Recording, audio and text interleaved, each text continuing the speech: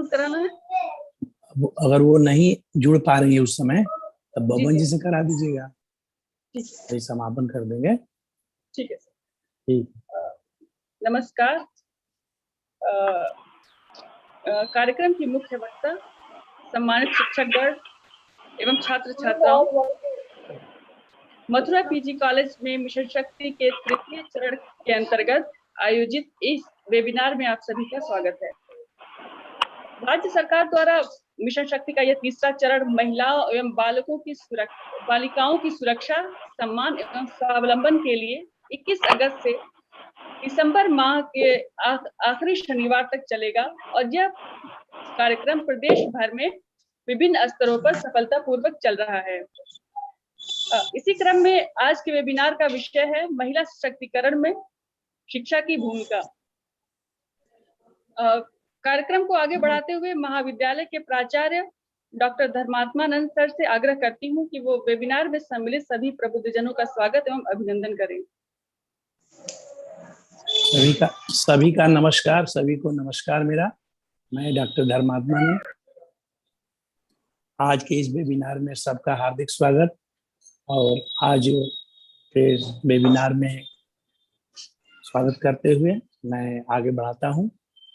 आज राजा बलि की दान भूमि, महर्षि भृगु एवं दरदर की तपोस्थली, खपड़िया बाबा, जंगली बाबा, श्रीनाथ बाबा, खाकी बाबा जैसे संतों की सिद्ध भूमि, मंगल पांडे एवं चित्तू पांडे की क्रांतिकारी भूमि, आचार्य परशुराम चतुर्वेदी, हजारी प्रसाद द्विवेदी, डॉक्टर अमरकांत जी, डॉक्टर बलदेव उपाध्याय जी, डॉक्टर केदारनाथ सिंह की साहित्यिक भूमि, सर्वोदय के प्रणेता लोक नायक जयप्रकाश नारायण जी, श्री तारकेश्वर पांडे, छोटे लोहिया श्री जनेश्वर मिश्र जी, बलिया के जन जन के धड़कन युवा तुर्क श्री चंद्रशेखर जी की राजनीतिक भूमि, कर्म भूमि में स्थित मथुरा स्नातकोत्तर महाविद्यालय रसा बलिया परिवार के तरफ से आप सभी को सादर नमन कर अभिनंदन एवं वंदन करता हूँ।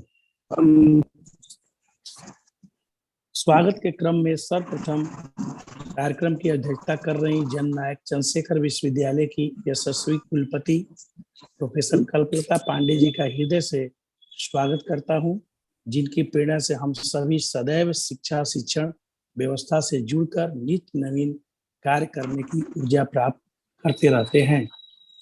मैं स्वागत करता हूं आज के वेबिनार के मुख्य अतिथि एवं मुख्य वक्ता प्रोफेसर गुंजन दुबे, शिक्षा शास्त्र विभाग, अलीगढ़ मुस्लिम विश्वविद्यालय, जिनका महिला सशक्तिकरण में शिक्षा की भूमिका पर ओजस्वी विचार से हम सभी लाभान्वित होंगे। धन्यवाद।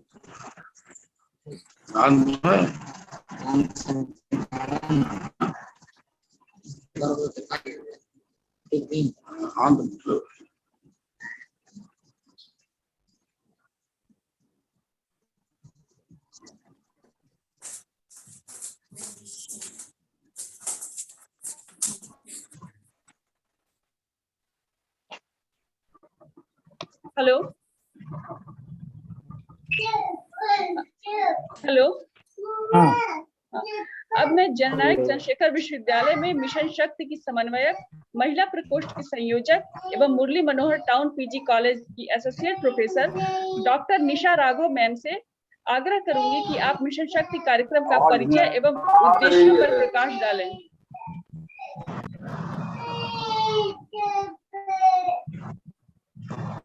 हेलो। हाँ, आलिया जी। जी मैं बोलूं? हाँ। यहाँ आज के वेबिनार में जुड़े हुए सभी प्रबुद्धजन, महाविद्यालय के प्राचार्य धर्मात्मा जी और विशेष रूप से आलिया जो आपने मुझे इसमें जोड़ा, संयोजन कर रही हैं इस कार्यक्रम का, डॉक्टर सुशील कुमार दुबे जी, डॉक्टर बबन राम जी, आप सभी को अभिनंदन करते हुए और विशेष रूप से हमारे आज की मुख्य वक्ता प्रोफेसर गुंजन दुबे जी हैं, आपका भी अभिनंदन करते हुए मैं विश्वविद्यालय की ओर से आप सबका हार्दिक स्वागत और अभिनंदन करती हूँ। मैं डॉक्टर निशा राघव, फिलहाल मैं समन्वयक हूं और कार्यक्रम को आयोजन कराने में पूरे जनपद में प्रयास कर रही हूं। हालांकि बहुत जगह से नहीं जुड़ पा रही हूं, लेकिन बहुत सारे महाविद्यालयों में बहुत अच्छा प्रयास चल रहा है ये मिशन शक्ति तृतीय चरण का। जैसा कि हम सब जानते हैं कि मिशन शक्ति गत वर्ष शारदीय नवरात्र से आरंभ किया गया और प्रथम चरण और द्वितीय चरण वासंतिक नवरात्र में अप्रैल में हम लोगों ने मनाया, और उसके साथ ही ये 21 अगस्त से हम लोग इस तृतीय चरण कार्यक्रम कर रहे हैं। और पहला जो दिवस था हमारा 21 तारीख, उस दिन अभिमुखीकरण कार्यक्रम किया गया था, यानी ओरिएंटेशन फॉर टीचर्स था वो विशेष रूप से, लेकिन उसमें छात्र छात्राओं ने भी प्रतिभाग किया, कई जगह रैलियां निकाली। तो इस तरह से कार्यक्रम को अगस्त से आरंभ करके और दिसंबर तक, जैसे कि आलिया ने बताया कि दिसंबर तक हम लोग निरंतर इसको करेंगे। विशेष रूप से ये कार्यक्रम हम लोग जनपद में अलग अलग महाविद्यालयों में, कुछ विश्वविद्यालय स्तर पे ही आयोजित किए जाने हैं कार्यक्रम, और उन सब में महाविद्यालयों को जोड़ा जाना है। तो ये कार्यक्रम प्रत्येक शनिवार को, हर माह के प्रत्येक शनिवार को अलग अलग विषय को लेकर के आयोजित किए जाएंगे। तो इस तरह से हम लोग इन कार्यक्रमों का आयोजन अपने अपने तरीके से और अपने अपने प्रयास से कर भी रहे हैं। तो इसमें थोड़ी सी सूचना आपको देते हुए, जो लोग इस पटल पे जुड़े हैं, बहुत सारे लोग जुड़े हुए हैं, 32 लोग हैं, तो मैं आपको बताती हूँ। जैसे प्रथम शनिवार को लैंगिक समानता और स्वास्थ्य वर्धन विषय को लिया जाए, और उसमें हम लोग वेबिनार भी करा सकते हैं, महाविद्यालय में व्याख्यान भी करा सकते हैं, निबंध पोस्टर प्रतियोगिताओं का भी आयोजन करा सकते हैं, और इसमें हम लोग सहायता ले सकते हैं चिकित्सा विभाग से। जैसे जो महाविद्यालय के आसपास प्राथमिक चिकित्सा केंद्र हो, वहां से हम लोग ले सकते हैं, कोई जरूरी नहीं कि मुख्यालय से लिया जाए। तो हम कहीं से सहायता लेकर के चिकित्सा विभाग के सदस्यों की इस कार्यक्रम को आयोजित कर सकते हैं। साथ ही हम लोग लैंगिक समानता के लिए समाज शास्त्र विभाग या किसी एनजीओ का भी सहारा ले सकते हैं, जिसकी वजह से हम लोग उन विशेषज्ञों को लाएंगे और उनके द्वारा कुछ व्याख्यान कराएंगे, जिससे हमारी महिलाओं या महिला प्राध्यापकों या आसपास के क्षेत्र की महिलाओं को जोड़ करके और बालिकाओं को जोड़ करके उनको जागरूक किया जा सके। और हर कार्यक्रम के बाद हम प्रथम सोमवार को परामर्श सत्र जरूर आयोजित किया जाए, और साथ ही योग और व्यायाम से संबंधित भी कुछ प्रशिक्षण दिया जाए बालिकाओं को, ताकि वो स्वस्थ रहें। तो ये हमारा प्रथम शनिवार का कार्यक्रम है। और द्वितीय शनिवार को लिया गया है महिला सुरक्षा। तो जहां महिला सुरक्षा की बात आती है तो बहुत सारे विषय हम लोग के सामने आ जाते हैं। तो इस विषय को लेते हुए हम लोग कोई भी एक सब विषय उप विषय चुन सकते हैं और उस पे वेबिनार भी करा सकते हैं, सेमिनार भी करा सकते हैं, लेकिन परामर्श सत्र जरूर कराया जाए। इसमें भी, इसमें हम लोग पुलिस विभाग से सहयोग ले सकते हैं, महिला पुलिस अधिकारी या महिला पुलिस कांस्टेबल हैं या जो भी तैनात हैं आपके आसपास के थाना में, वहां से लिया जाए और उनके सहयोग से कौन कौन से कानून हैं या कौन सी हेल्पलाइन नंबर्स हैं उनके बारे में चर्चा करते हुए बालिकाओं को और महिलाओं को जागरूक किया जाए। तो इसमें ये जरूरी नहीं कि महाविद्यालय की ही महिलाएं और बालिकाएं हो, हम आसपास क्षेत्रों में भी महिलाओं को जागरूक कर सकते हैं। अब आते हैं हम लोग तीसरे शनिवार को। तो तीसरा शनिवार लिया गया है महिला सशक्तिकरण को जोड़ते हुए। तो ये एक मुख्य विषय है और इसमें बहुत सारे विभाग जुड़ जाते हैं।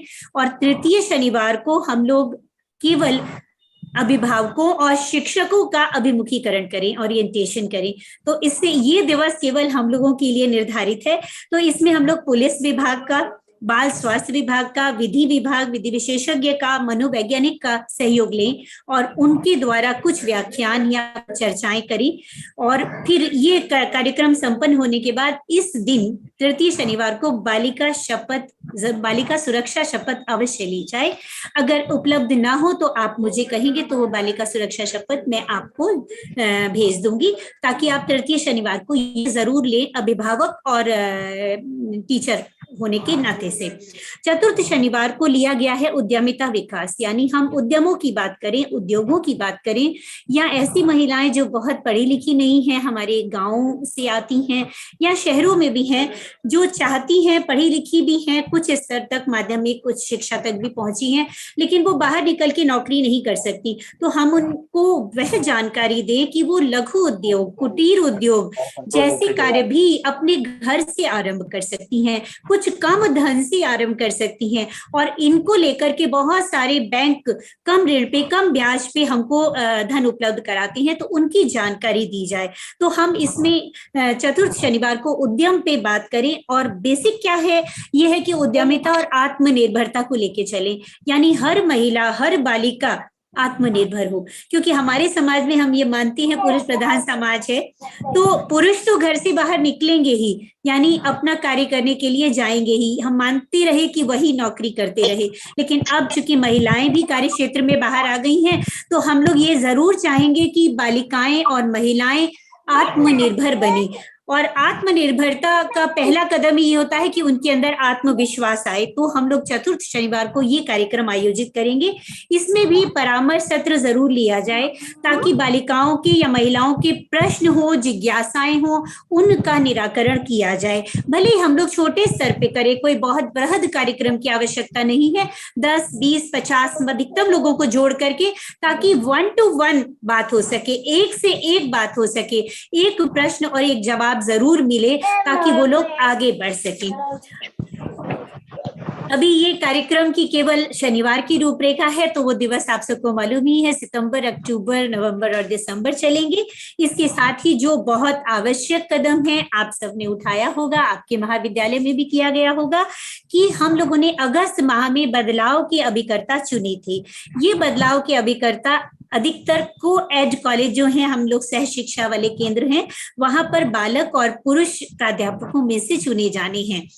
और जहां महिला कॉलेज है वहां पर महिलाओं में से ही कार्य किया जा सकता है। एजेंट्स ऑफ चेंज, बदलाव के अभिकर्ता, यानी ये महिलाओं को, बालिकाओं को हर कदम पर जागरूक करें और उनको आगे बढ़ाने में सहयोग करें। तो उसके लिए वो क्या कर सकते हैं, ये उन्हें सोचना है। इसका चुनाव अगर नहीं किया गया है तो हम अभी भी कर सकते हैं, सितंबर माह में करके उसकी सूचना संबंधित यानी मुझे दी जा सकती है या विश्वविद्यालय में भेजी जा सकती है। ये जो बदलाव के अभिकर्ता चुने जाएंगे, इनको 2 अक्टूबर को हर महाविद्यालय और विश्वविद्यालय स्तर पर इनका सम्मान किया जाएगा और ये दिसंबर तक अपना कार्य करेंगे और 10 दिसंबर को ये अपने कार्यों का प्रदर्शन करेंगे अपने अपने स्तर यानी महाविद्यालय या विश्वविद्यालय पर। तो इस तरह से ये एजेंट्स ऑफ चेंज का चुनाव एक बहुत महत्वपूर्ण कदम है ताकि हमारे पुरुष साथी, हमारे बालक इसमें जागरूक होकर के सहयोग करें। इसके साथ ही एक परामर्श सत्र, हर महीने एक परामर्श सत्र का आयोजन अवश्य किया जाए, जिसका शीर्षक लिया गया है चुप्पी तोड़ो खुलकर बोलो। और अगस्त माह में भी किया गया और सितंबर आ ही रहा है, इससे कभी भी आयोजित किया जा सकता है, किसी भी सप्ताह, किसी भी दिन, एक बार महीने में जरूर करें। और इसमें विशेष रूप से उस महाविद्यालय की महिला प्राध्यापिका वहां रह करके और बच्चों की बातों को सुने और उनको प्रोत्साहित करें कि आप डरो नहीं, बोलो। अगर घर से कॉलेज आने में भी आपको समस्या है तो क्या समस्या है, आप खुलकर हमें बताओ, हम जिस स्तर पे सहयोग कर सकेंगे करेंगे।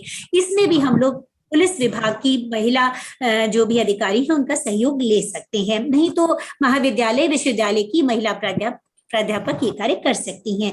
इसके साथ ही आप लोगों ने उम्मीद है कि बालिका हेल्थ क्लब का निर्माण कर लिया होगा। ये हर विद्यालय में, विश्वविद्यालय स्तर पर हो चुका है और कई विद्यालयों की सूचना आ चुकी है और ये हर महाविद्यालय पे स्थापित किया जाना है। बालिका health club, girl health club का निर्माण जरूर होना है। इसका गठन कर उसमें सदस्यों में 2 पुरुष साथी जरूर रखे जाएं, महिलाएं और साथ साथ छात्राओं को भी सम्मिलित किया जाए ताकि वो हेल्थ क्लब के निर्माण में सहयोग करें। इस हेल्थ क्लब का मुख्य उद्देश्य ये नहीं है कि मिशन शक्ति तक ही समाप्त हो जाए, ये उसके बाद भी पूरे साल भर और कई वर्षों तक कार्य करे। सदस्य बदलते रह सकती हैं समय के अनुसार, बालिकाएं बदल सकती हैं, छात्राएं बदल सकती हैं और इसमें फर्स्ट एड किट हमेशा रखा जाए बालिकाओं की सुविधा के लिए। यहाँ तक कि बालिका हेल्थ क्लब बालकों के स्वास्थ्य के लिए भी कार्य कर सकता है, ऐसा नहीं है। और इसमें भी स्वास्थ्य विभाग आपको पूरा सहयोग करेगा, जो दिशा निर्देश शासन की ओर से आया है। आप जिला अस्पताल या प्राथमिक चिकित्सा केंद्र पे ये सूचना देंगे पत्र के द्वारा कि हमें फर्स्ट एड किट उपलब्ध कराया जाए, तो ये उनको देना है, इस पत्र के साथ आप सूचना दे दें। तो ये हमारा हो गया बालिका हेल्थ क्लब। और इसके साथ साथ जो भी हम लोग कार्य कर रहे हैं दिसंबर तक करेंगे, उसमें एक स्वास्थ्य परीक्षण शिविर का आयोजन किया जाना है, हर महाविद्यालय करेगा। विश्वविद्यालय का स्वास्थ्य परीक्षण शिविर आयोजित किया जा चुका है शहीद मंगल पांडे राजकीय विद्यालय में, महाविद्यालय में, और इसका आयोजन हम लोगों ने 4 तारीख को कर लिया था। और अब जो सहायता प्राप्त विश्वविद्यालय है जिनको अनुदान मिलता है वो करेंगे 15 सितंबर से 15 अक्टूबर के बीच में, और 15 अक्टूबर से लेकर दिसंबर के बीच में बाकी सेल्फ फाइनेंस के कॉलेजेस, स्व पोषित कॉलेज करेंगे। एक स्वास्थ्य परीक्षण इस पूरे दौरान में कराना आवश्यक है, तो उसके लिए स्वास्थ्य विभाग आपको सहयोग करेगा, वो भी पत्र के द्वारा आप उनसे सहयोग लेंगे। वो वहां से डॉक्टर आएंगे, अपनी टीम को लेकर के आएंगे, बच्चों को जागरूक करेंगे, कुछ कॉमन दवाइयों के बारे में बताएंगे और स्वास्थ्य संबंधी, पोषण संबंधी जानकारी देंगे। तो ये स्वास्थ्य परीक्षण शिविर का आयोजन सब महाविद्यालय करेंगे। तो ये हो गया हमारा पूरा कार्यक्रम अब तक का। इसका एक मुख्य बिंदु और भी है, 16 दिसंबर दुखद दिवस है, हम लोग निर्भया दिवस के रूप में इसको मनाते हैं। निर्भया दिवस के दिन महाविद्यालयों और विश्वविद्यालय स्तर पर बालिकाओं के लिए, छात्राओं के लिए क्रीड़ाएं आयोजित की जाएंगी। तो स्वास्थ्य का एक भाग ये भी है कि वो इन खेलों में प्रतिभाग करें और स्वस्थ रहें। तो ये आयोजन किए जाने हैं इस मिशन शक्ति 3य चरण में। तो मुझे उम्मीद है कि आप लोग हर स्तर पे काम कर रहे हैं। कहीं किसी को समस्या आती है तो मैं उपलब्ध हूँ, मेरा नंबर आपके पास है और आप इसको प्रचारित भी कर सकते हैं। मैं हमेशा सहयोग के लिए तत्पर रहूंगी। तो मैं आपको सबको धन्यवाद देते हुए, आभार व्यक्त करते हुए अपनी वाणी को विराम देती हूँ। नमस्कार। धन्यवाद मैम, आपने मिशन शक्ति कार्यक्रम के बारे में बहुत ही आसान और बहुत ही अच्छे तरीके से समझाया है। उम्मीद है कि सब लोग इसको समझ चुके होंगे और इस वेबिनार से जुड़े शिक्षक एवं छात्र छात्राएं इस कार्यक्रम को सफल बनाने के लिए अपना योगदान देंगे। अब मैं कार्यक्रम की मुख्य वक्ता प्रोफेसर गुंजन दुबे मैम को आमंत्रित करने से पहले आपका संक्षिप्त परिचय देना चाहूंगी। मैम वर्तमान समय में अलीगढ़ मुस्लिम विश्वविद्यालय में शिक्षा शास्त्र विभाग में प्रोफेसर के पद पर कार्यरत हैं। मैम की शिक्षा बनारस हिंदू विश्वविद्यालय से हुई है और आपने यहीं से अपना शोध भी पूरा किया है। मैम के शोध पत्र प्रतिष्ठित राष्ट्रीय एवं अंतर्राष्ट्रीय शोध पत्रिकाओं में छपे हुए हैं और मैम के निर्देशन में बहुत से छात्र छात्राएं शोध कर चुके हैं और कर रहे हैं। मैम के शोध का क्षेत्र डिस्टेंस एजुकेशन, एनवायरमेंट एजुकेशन और टीचर एजुकेशन है। मेरा सौभाग्य है कि मैं आपकी स्टूडेंट रही हूँ। आपकी सौम्यता, अनुशासन और छात्रों के प्रति आपके व्यवहार से आपका हर छात्र प्रेरणा लेता है और आपको अपना आदर्श मानता है।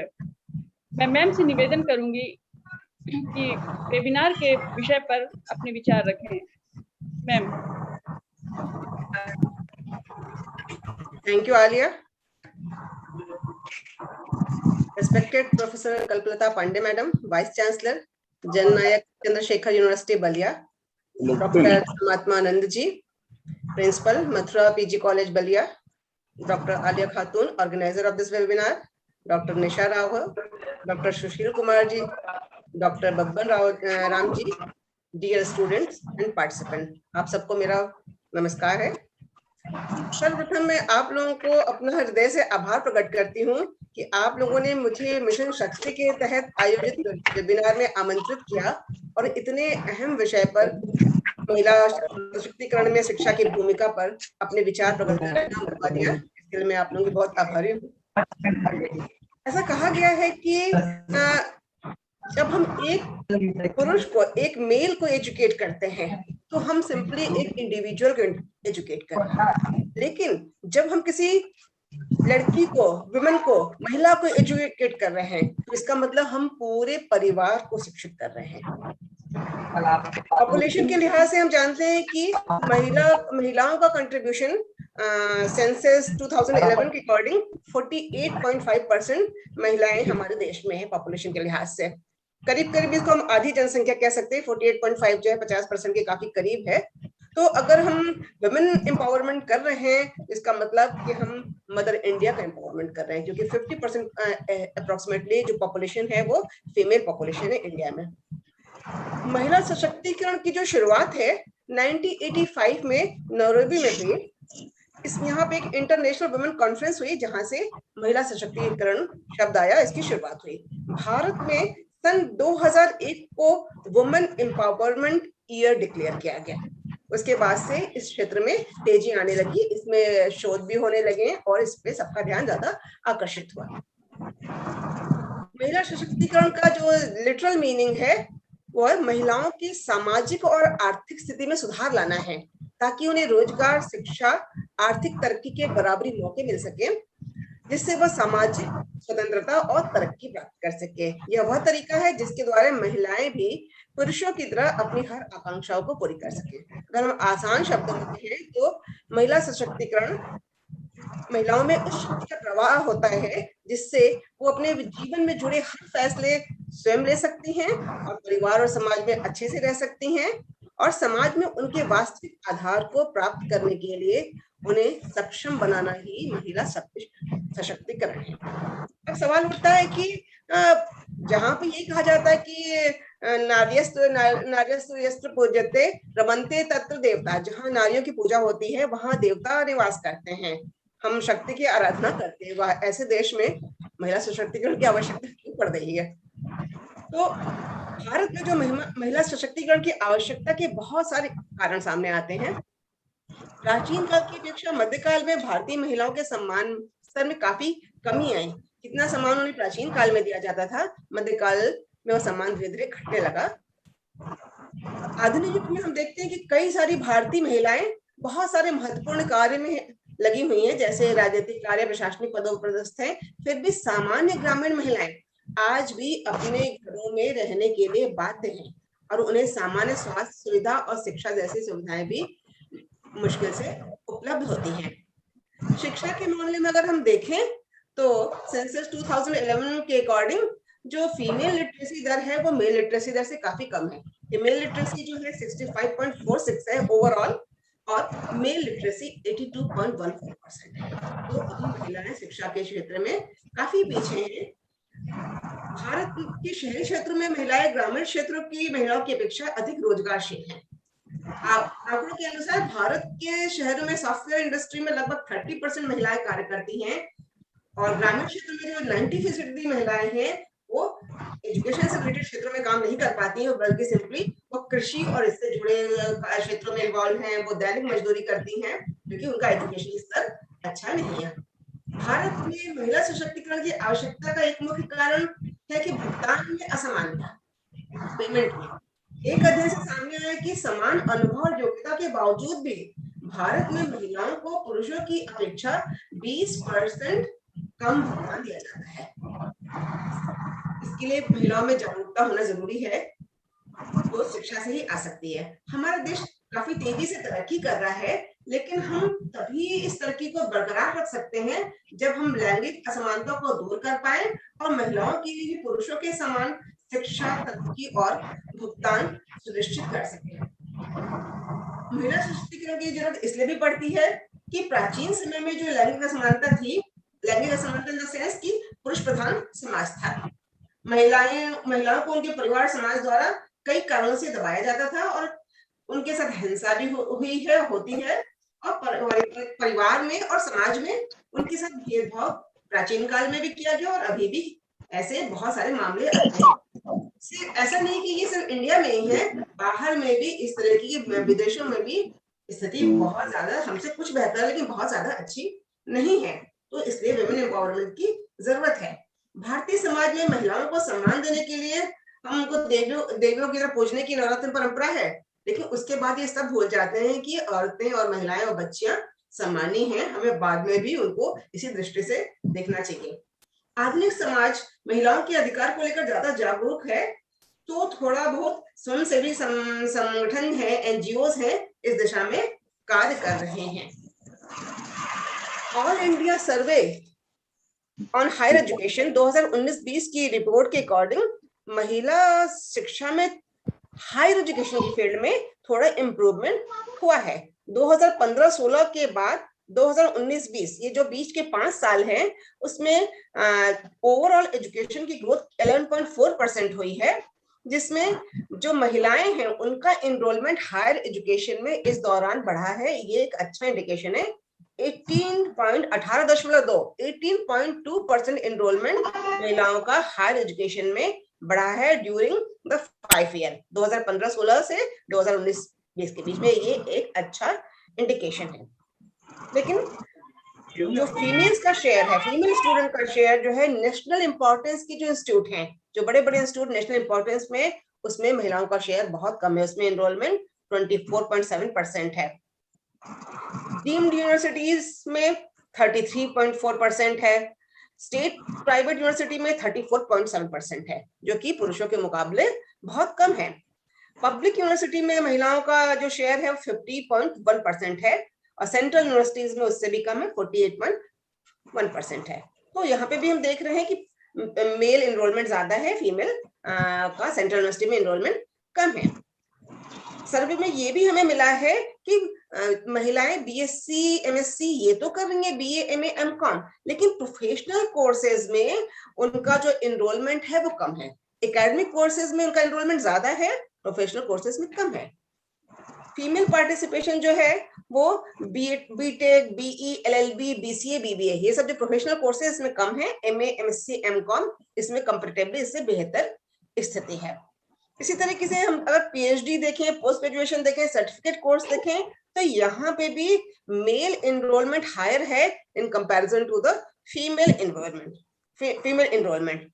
सो करीब करीब हर एक लेवल पे है, प्राइमरी, सेकेंडरी या टर्शियरी, हर एक लेवल पे हम देखें तो महिलाओं की अपेक्षा पुरुषों का एनरोलमेंट एजुकेशन में ज्यादा है हर एक स्तर पे।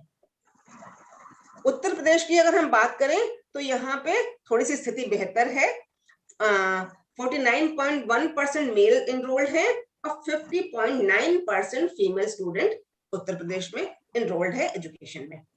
महाराष्ट्र में जो है वो second highest in student enrolment है, 54.2% यहाँ पे मेल है एंड 45% फीमेल स्टूडेंट। अगर हम लिटरेसी की बात करें तो केरला एक ऐसा स्टेट है इसमें 90.02 फीमेल लिटरेसी है, हाईएस्ट लिटरेसी है, और बिहार में सबसे कम है, इट्स अराउंड लोअर देन 50%।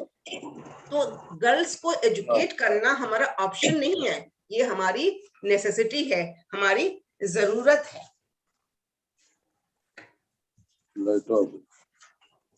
तो हम देखते हैं महिला सशक्तिकरण के केंद्र में के मार्ग में आने वाली बाधाएं क्या क्या हैं। इतना कुछ होने के बावजूद क्यों अभी तक गवर्नमेंट कितने प्रयास से भी महिला सशक्तिकरण के मार्ग में जो आने वाली रुकावटें वो दूर नहीं हो रही हैं। हम रुकावटों को पता करेंगे तभी उनको हम दूर कर सकते हैं। तो पुरानी और रूढ़िवादी विचारधारा के कारण भारत के कई सारे क्षेत्रों में महिलाओं के घर छोड़ने पर पाबंदी होती है।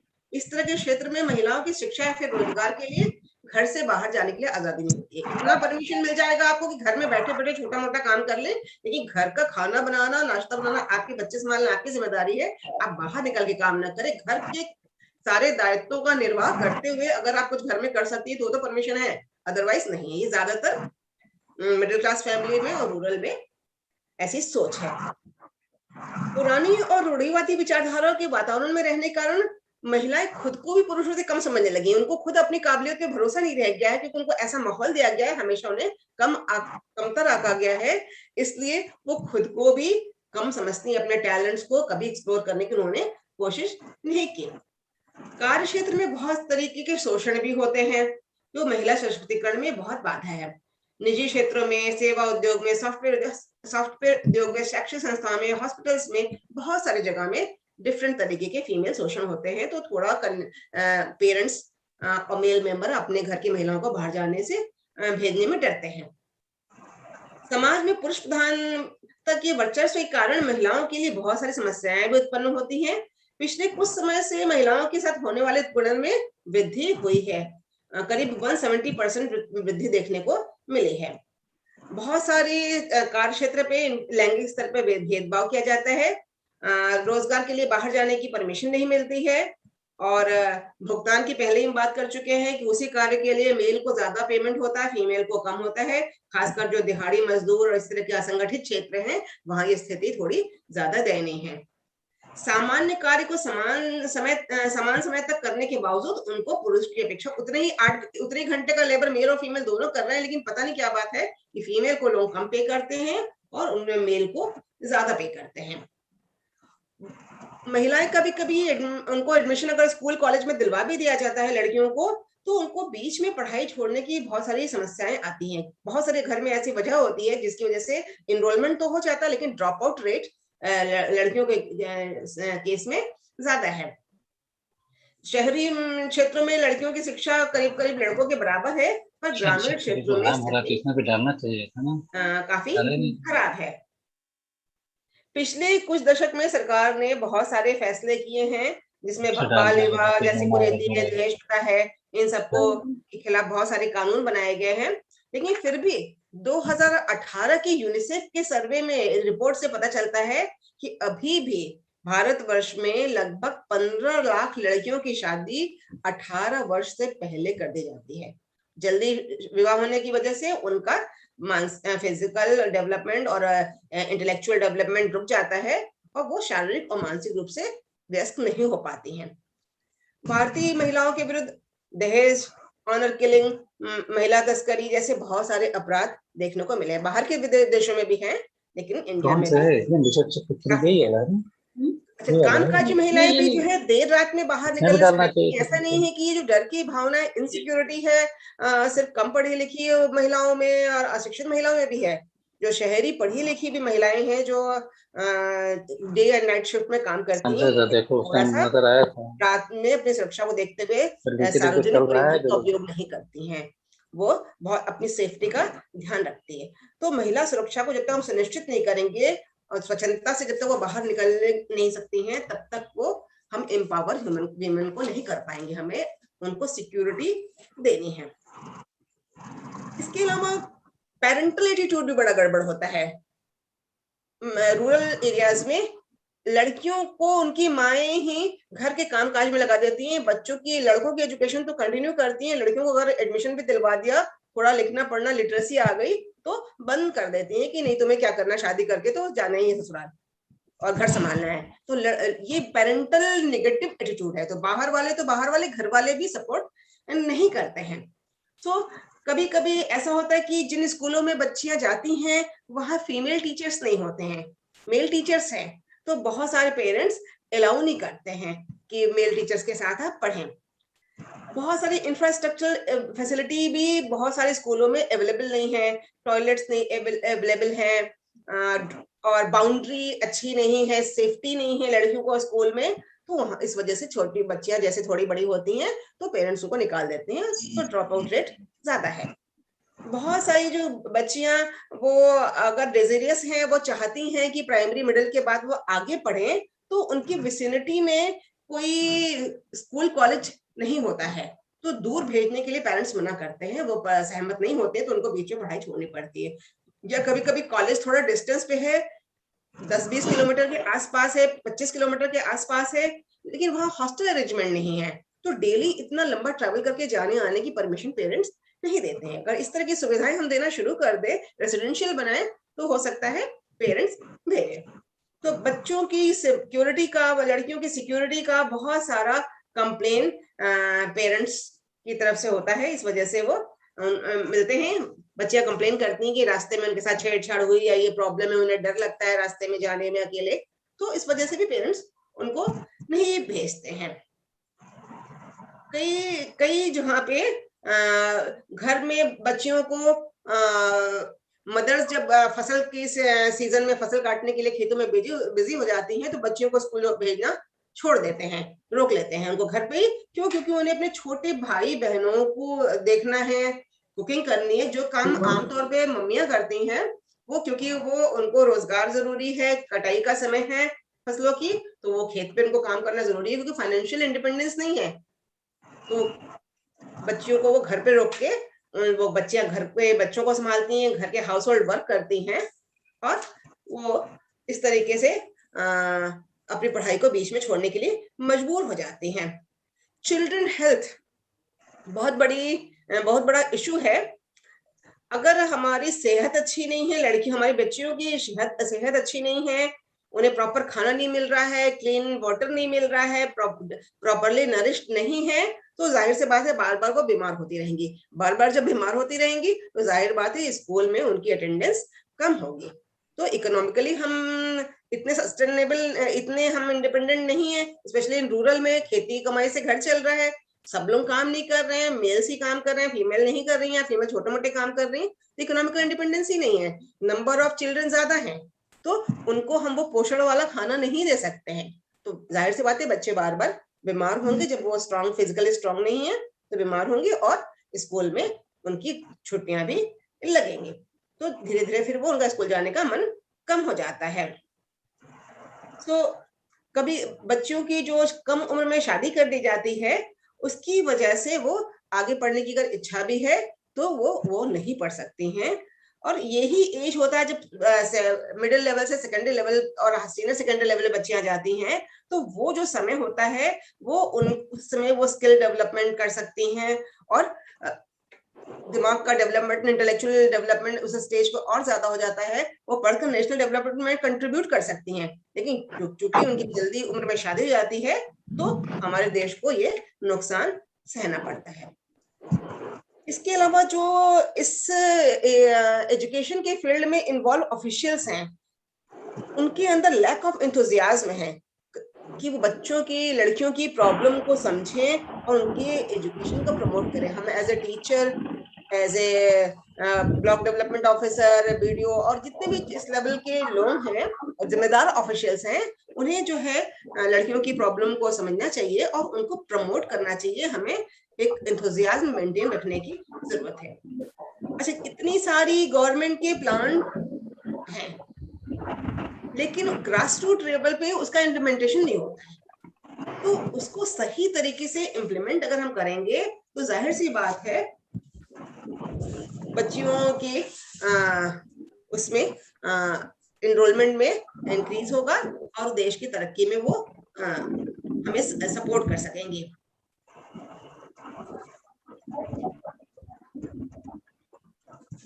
अब हम देखते हैं कि एजुकेशन का क्या रोल है, किस तरीके से एजुकेशन लड़कियों को, फीमेल्स को, विमेन्स को एम्पावर करता है। तो यूनेस्को के डेटा के अकॉर्डिंग इनका कहना है कि अगर जितनी फीमेल आबादी है हमारी, अगर सिर्फ उनको हम प्राइमरी एजुकेशन तक भी आगे बढ़ने दें तो चाइल्ड मैरिज और चाइल्ड मोर्टेलिटी जो है, जो अभी जो रेट है उससे 1/6 कम हो जाएगी। मैटरनल डेथ है वो 2/3 कम हो जाएगी जो अभी का लेवल है। क्योंकि उतने में ही बच्चियों को लिखना पढ़ना और जागरूकता काफी हो जाएगी। उससे आगे भी पढ़ाने की जरूरत है, लेकिन मिनिमम इतना भी पढ़ लेंगे तो जो चाइल्ड मैरिजेस और चाइल्ड मोर्टेलिटी है जो अभी प्रेजेंट है उसका 1/6 कम हो जाएगा। और मैटरनल डेथ जो है वो 2/3 जो है उसमें कमी आ जाएगी।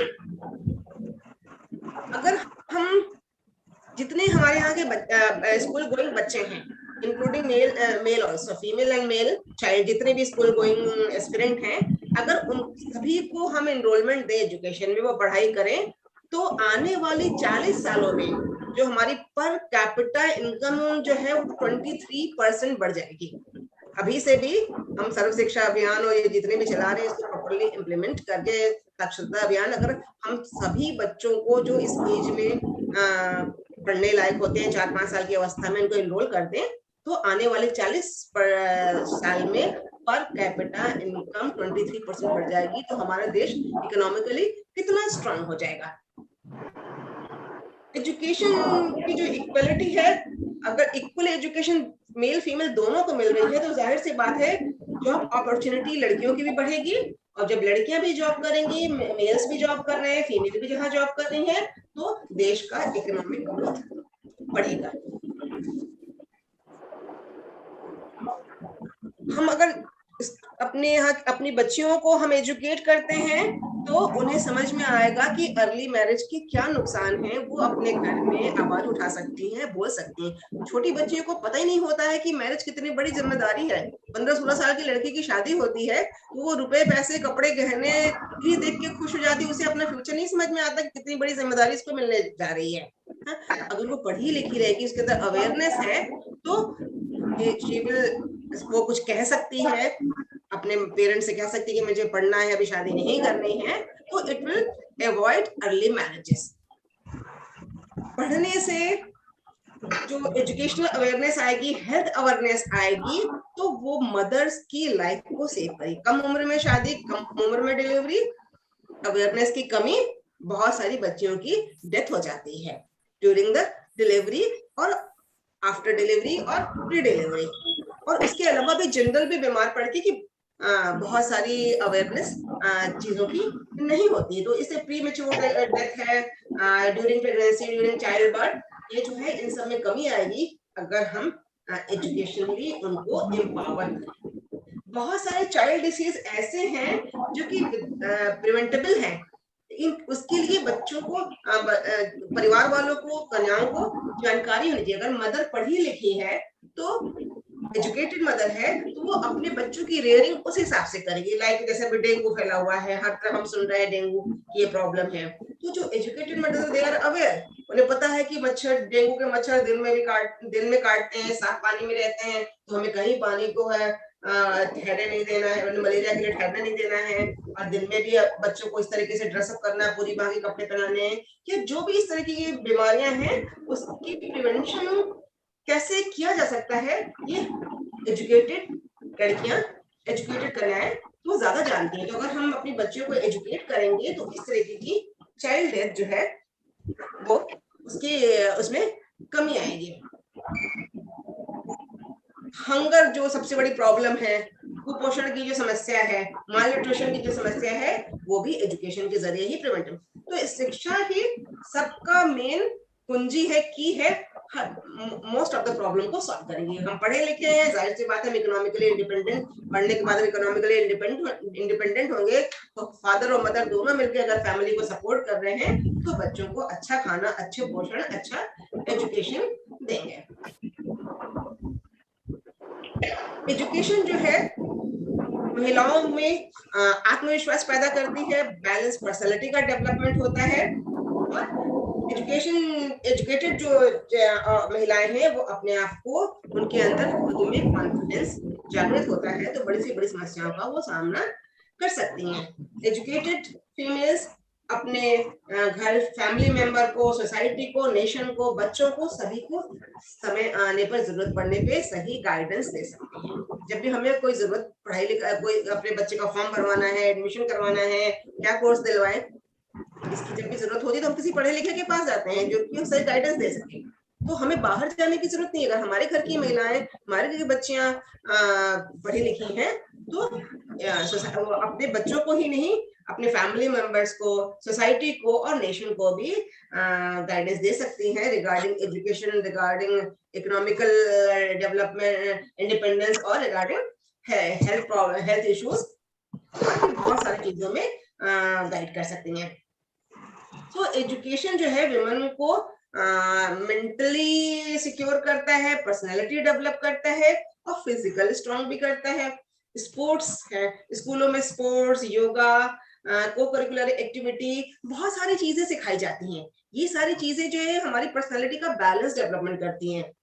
जो हम पढ़ते हैं कि तीनों ही एस्पेक्ट है, कॉग्निटिव, अफेक्टिव, साइकोमोटर डोमेन, ये तीनों का ही केयर करके स्कूल के करिकुलम बने होते हैं। तो जब ये तीनों स्कूल में एनरोलमेंट होता है बच्चियों का, तीनों तरह की करिकुलम के अकॉर्डिंग की पढ़ाई होती है, फिजिकल एक्टिविटी भी होती है, को करिकुलर एक्टिविटी भी होती है, मेंटल फूड तो मिल ही रहा है पढ़ाई के जरिए, तो उनकी पर्सनैलिटी, बैलेंस पर्सनैलिटी उनकी निखर के आती है। और सरकार द्वारा इतनी सारी स्कीम्स चलाई जा रही हैं, तो रूरल वुमेन है, उनको सरकार द्वारा चलाई जाने वाली स्कीम्स की जानकारी एजुकेशन के जरिए ही हो सकती है। बहुत सारी चीजें अवेलेबल हैं, लेकिन हमको उनको जानकारी ही नहीं है, तो हम उसको अवेल नहीं कर सकते हैं। हम आगे देखते हैं कि भारत में महिला सशक्तिकरण में सरकार की क्या भूमिका है। तो मिशन शक्ति के तहत मैडम ने बताया कि इतने सारे प्रोग्राम चल रहे हैं। थोड़ा सा और मैं जिक्र करूंगी। भारत सरकार ने बहुत सारे प्रोग्राम महिलाओं के सशक्तिकरण के लिए चलाए हैं, जिनको हम एजुकेशन के जरिए ही जान सकते हैं। अपनी जब हमारी बच्चे एजुकेट होंगी तभी इन प्रोग्राम को जान सकेंगी और जरूरत पड़ने पे खुद भी उसका फायदा उठाएंगी और अपने परिवार की अन्य महिलाओं को भी इसकी हेल्प दे सकती है। जैसे महिला समाख्या प्रोग्राम जो है, ये स्पेशली जो है रूरल एरियाज की महिलाओं के लिए है। MHRD प्रोग्राम है ये, क्योंकि सोशली और इकोनॉमिकली मार्जिनलाइज ग्रुप से आती है। जो रूरल एरिया में रहती हैं, सोशली डिसएडवांटेज ग्रुप से हैं, इकोनॉमिकली डिसएडवांटेज ग्रुप से है, उनके लिए 1989 में महिला समाख्या प्रोग्राम की शुरुआत हुई और ये स्पेशली रूरल एरिया की महिलाओं की एजुकेशन और एम्पावरमेंट के लिए सरकार ने चलाया। इसके बाद कस्तूरबा गांधी बालिका विद्यालय स्कीम आई। ये जो है ये 100% इसमें रिजर्वेशन है फॉर फीमेल्स, और वो भी 75% रिजर्वेशन जो है फॉर बैकवर्ड क्लास के लिए है और 25% रिजर्वेशन जो है BPL ग्रुप के लिए, that is below poverty line girls. तो ये बहुत अच्छी योजना है। अगर पेरेंट्स जानकार हैं, महिलाएं जानकार हैं, तो इसमें एनरोलमेंट जो है पूरा 100% रिजर्वेशन फीमेल्स के लिए है। Then national programme for education of girls at elementary level, ये जो है 2003 में लॉन्च हुआ है।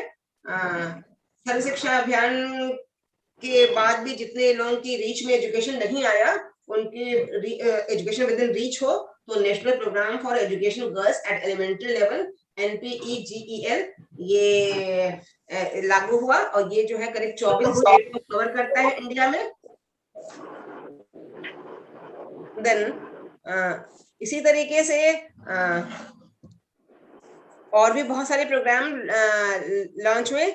एक प्रोग्राम है Swami Vivekananda scholarship for single girl child, Swami Vivekananda scholarship for single girl child, जहां पे जिस परिवार में सिर्फ एक ही बच्चा है, वो भी फीमेल है, तो उसके लिए सरकार ने UGC ने इस स्कॉलरशिप को जारी किया है। और इसका एम जो है लड़कियों को हायर एजुकेशन में हेल्प करना है। तो ये जो स्कॉलरशिप है फॉर सिंगल गर्ल चाइल्ड है, ये हायर एजुकेशन के लिए है और UGC ने से लागू सरकार की तरफ से, UGC की तरफ से मिलता है। नेशनल लिटरेसी मिशन को और आगे ले जाते हुए साक्षर भारत मिशन लॉन्च हुआ 2009 में, जिसका जो टारगेट मेनली है एडल्ट गर्ल्स हैं, यानी करीब 15 साल से ऊपर की लड़कियों के लिए स्पेशली है, उनकी एजुकेशन के लिए, और जिसका असर भी काफी अच्छा दिखा है। जो हमारी 2011 के सर्वे में जो फीमेल पॉपुलेशन की जो ग्रोथ हुई है, उसमें इसका बहुत बड़ा रोल है। उसके बाद उड़ान योजना है। उड़ान योजना स्पेशली बच्चों के लिए, क्योंकि हमने देखा कि एकेडमिक कोर्सेज में तो इनका एनरोलमेंट है, बट जो प्रोफेशनल कोर्सेज हैं, टेक्निकल कोर्सेज हैं, इंजीनियरिंग कोर्सेज हैं, उसमें कम एनरोलमेंट है। तो इंजीनियरिंग एंट्रेंस एग्जाम में इनको स्पेशल थोड़ा सा बेनिफिट दिया जाता है थ्रू उड़ान प्रोग्राम। देन प्रगति स्कॉलरशिप है, ये भी गर्ल चाइल्ड के लिए है। टेक्निकल एजुकेशन के लिए लड़कियों को प्रगति स्कॉलरशिप है। ये सारी जानकारी तभी लड़कियों को हो सकती है, उनके पेरेंट्स को हो सकती है, जब लड़कियों की मदर्स पढ़ी हो, पेरेंट्स पढ़े हों, तभी उन्हें इन स्कीम्स की जानकारी होगी और वो अपनी बच्चियों को दे सकेंगे। तो इससे एजुकेटेड मदर्स जो हैं अपनी बच्चियों को इस तरीके से हेल्प कर सकती है इस जानकारी के लिए।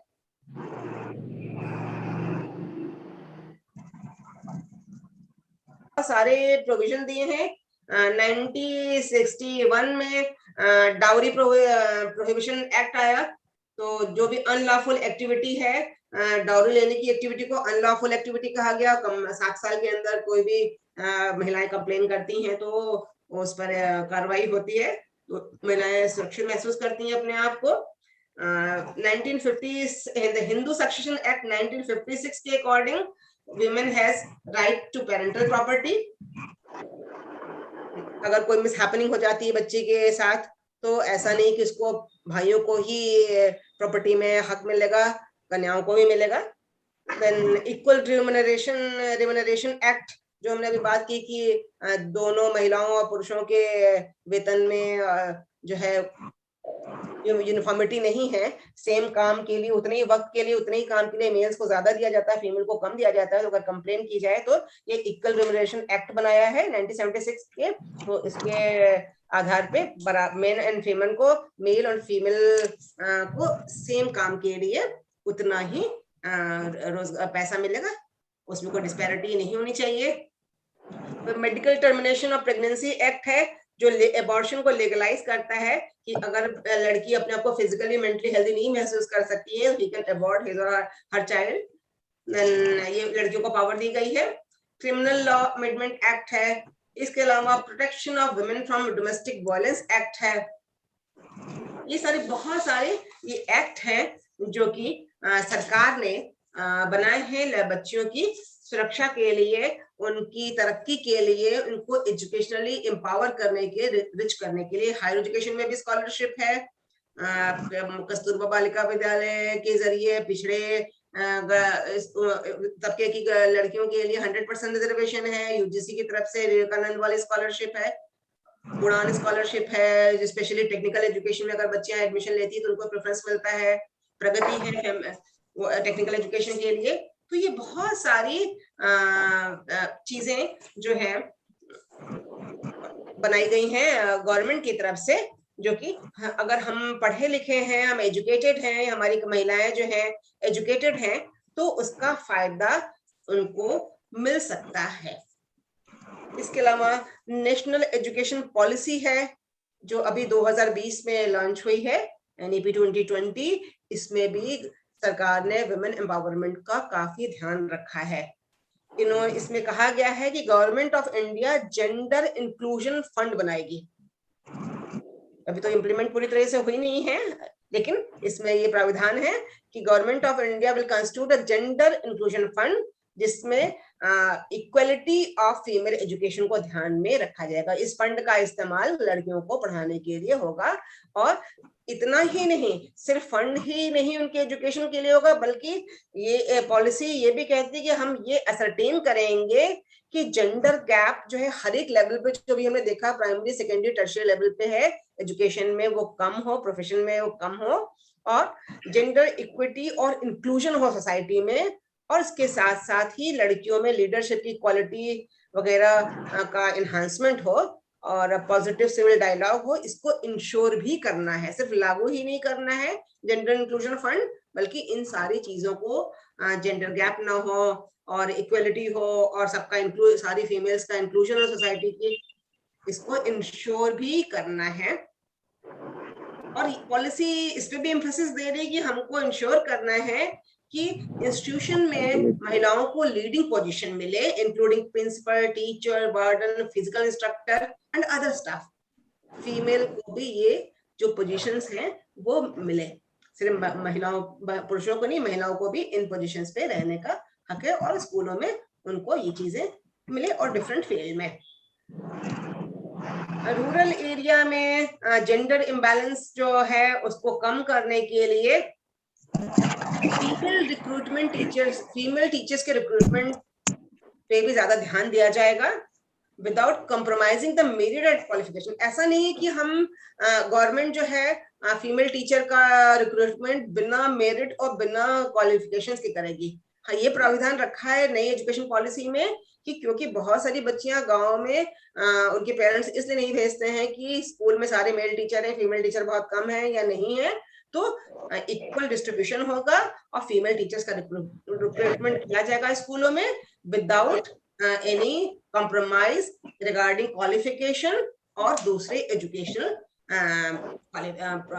एक्रेडिटेशन को देखते हुए। स्कूल जाने वाली लड़कियों को सिक्योरिटी के लिए स्कूल और समाज उसको इंश्योर करेगा, both inside the school and outside. तो ये पॉलिसी कहती है कि ये हम सेफ्टी एंड सिक्योरिटी पे मेन फोकस रहेगा गर्ल चाइल्ड के, both inside the school and outside the school campus. School के अंदर किसी भी तरीके का हैरासमेंट, डिस्क्रिमिनेशन वो जो है वो नहीं होगा। अगर ऐसा है तो उसको ऐसे स्कूल का एक्रेडिटेशन खत्म कर दिया जाएगा। तो ये न्यू एजुकेशन पॉलिसी में सेफ्टी के बारे में बात की गई, both inside and outside. Then इसकी वजह से हम जानते हैं कि अगर बच्चियां सिक्योर महसूस करती हैं, करेंगी, उनकी safety inside and outside school की जिम्मेदारी है, तो जाहिर सी बात है एनरोलमेंट बढ़ेगा। इसके अलावा teacher, anganwadi worker, local social entrepreneur, इन सबको ट्रेन किया जाएगा counselling for girl children family. जो फैमिलीज अपने बच्चों को, लड़कियों को स्कूल नहीं भेजती हैं, तो ऐसे ये जो डिफरेंट पोस्ट पे ये लोग टीचर्स भी काउंसलिंग, ऐसे भी मैडम ने बताया, निशा मैडम ने, कि हमें काउंसलिंग भी करनी है, 1-to-1 काउंसलिंग करनी है फैमिली मेंबर्स की। तो इसमें टीचर्स का हेल्प लिया जाएगा, आंगनवाड़ी वर्कर का हेल्प लिया जाएगा, और लोकल एनजीओ के लोग जो है, सोशल एंटरप्रेन्योर हैं, इन सबका हेल्प लेके हम जो है स्कूलों में एनरोलमेंट बढ़ा सकते हैं। तो इस तरीके से हमने देखा कि बहुत सारे ऐसे प्रोग्राम हैं जो हमें नहीं पता है, एज ए पेरेंट नहीं पता है, एज ए फीमेल नहीं पता है, एज ए गर्ल नहीं पता है। तो सिर्फ एजुकेशन ही एक ऐसा हथियार है, एक ऐसा की है जिससे हम गर्ल्स की, फीमेल की, वुमेन के एम्पावरमेंट को हम इश्योर कर सकते हैं। उसके रास्ते में आने वाले जितने हर्डल्स हैं, उस रुकावट को हम कम कर सकते हैं। Thank you very much. My lecture is over. Thank you Alia. धन्यवाद मैम। आपने महिलाओं की स्थिति पर प्रकाश डाला और आंकड़ों के द्वारा महिलाओं की शैक्षिक स्थिति का आकलन प्रस्तुत किया। आपने महिलाओं के सशक्तिकरण में आने वाली बाधाओं को भी बहुत बारीकी से बताया है, और आपने बताया कि महिलाएं कभी कभी अपने आप को ही कम समझने लगती हैं, और इसके अलावा समाज का दृष्टिकोण भी बहुत ज्यादा नहीं चेंज हुआ है, वो भी महिलाओं के सशक्तिकरण में एक बाधक है। और आपने बहुत सी योजनाओं को बताया जो कि महिलाओं के सशक्तिकरण के करने में सहायक हैं, और इसके अलावा आपने बहुत से कानूनी प्रावधान बताए जो महिलाओं की सुरक्षा, विकास और सशक्तिकरण के लिए बनाए गए हैं। मगर जरूरत यह है कि जागरूकता का होना जरूरी है। अब कितना सशक्तिकरण जागरूकता से आता है, शिक्षा से, और जागरूकता शिक्षा से आती है। इस तरह से सबसे पहले हमें शिक्षा के साथ शिक्षा और जागरूकता दोनों को साथ लेके चलना चाहिए।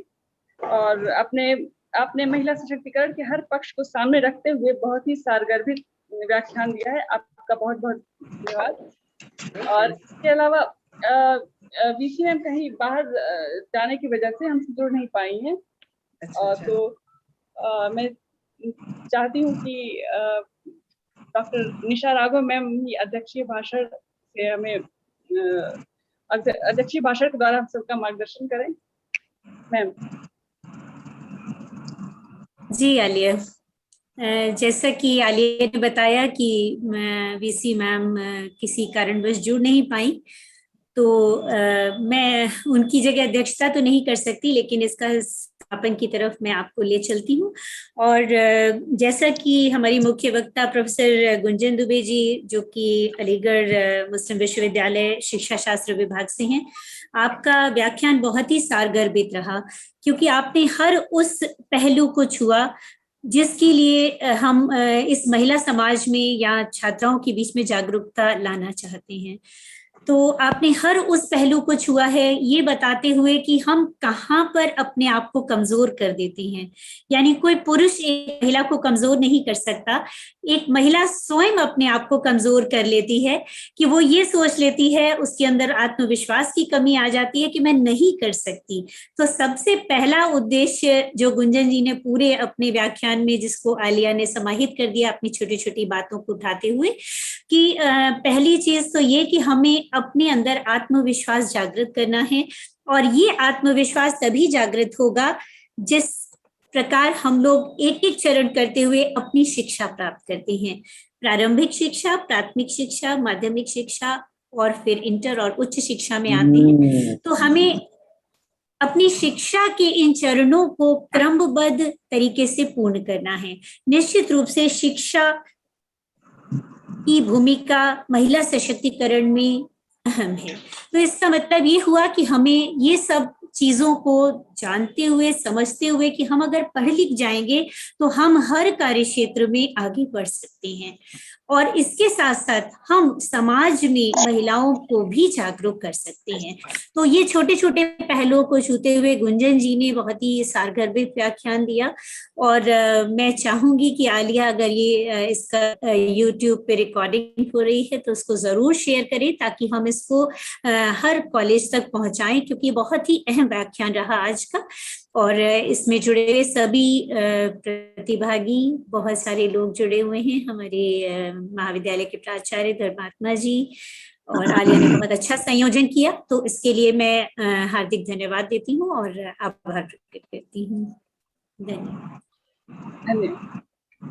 अब मैं कार्यक्रम के संयोजक डॉक्टर बब्बन राम सर से आग्रह करूंगी कि इस वेबिनार में सम्मिलित सभी लोगों को धन्यवाद ज्ञापित करें। जी मैडम, सबको नमस्ते।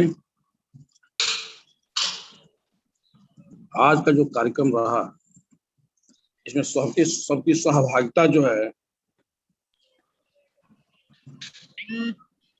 अनुकरणीय रहा है, क्योंकि आज का जो विषय है वो वर्तमान परिवेश का यह समस्या जो है नारी सशक्तिकरण का, जो पहले से ही चली आ रही है।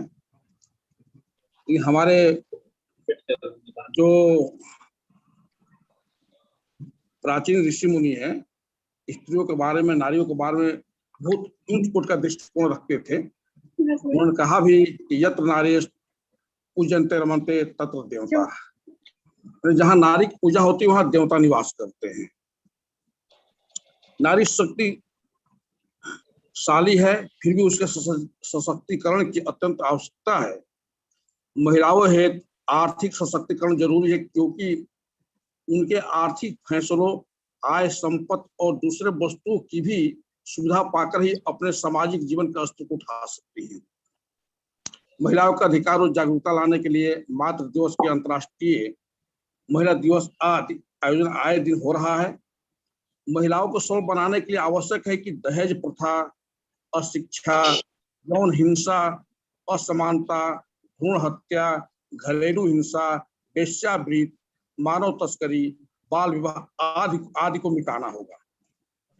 आज के समय में हमारे देश की महिलाएं कई क्षेत्रों में आगे बढ़ रही हैं, जैसे शिक्षा क्षेत्र में, प्रशासन में, राजनीति में, स्वास्थ्य विभाग में, इंजीनियरिंग के क्षेत्र में, और पुलिस और सेना तक ये जो पहुंच चुकी हैं।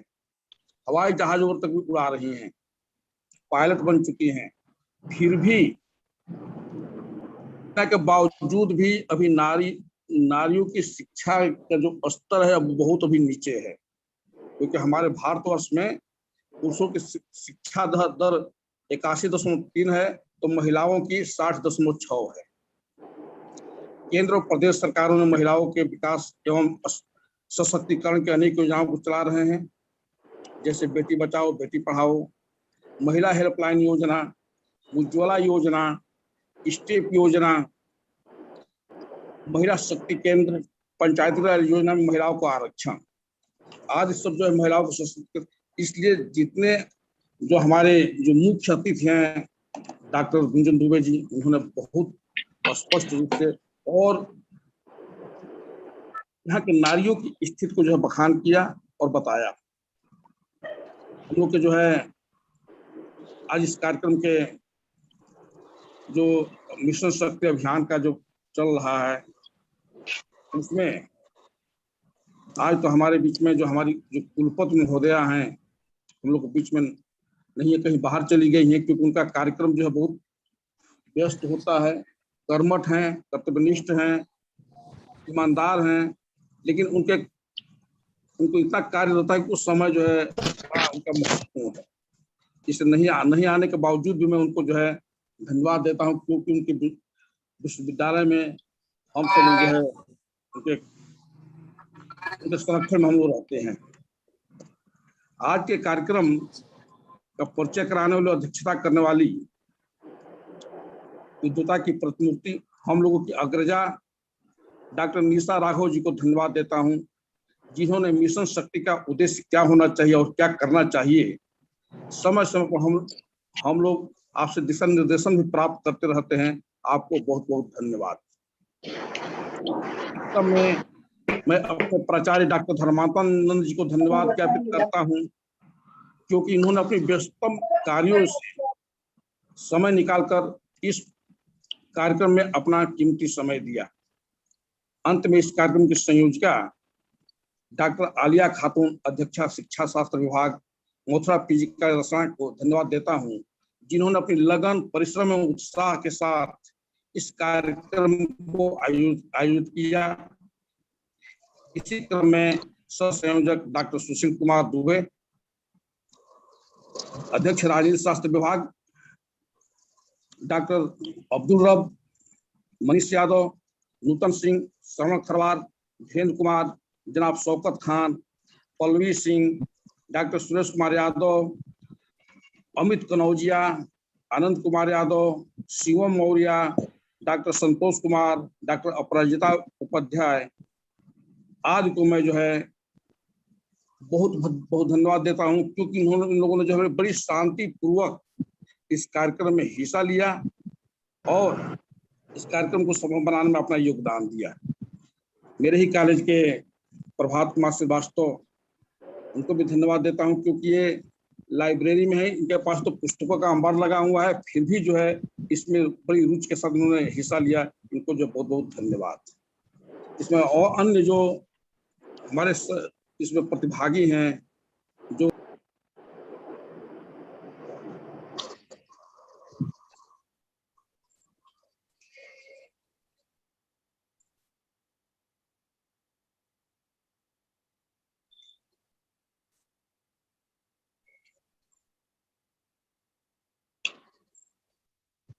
हाँ आलिया मैडम, आगे का कार्यक्रम। धन्यवाद सर।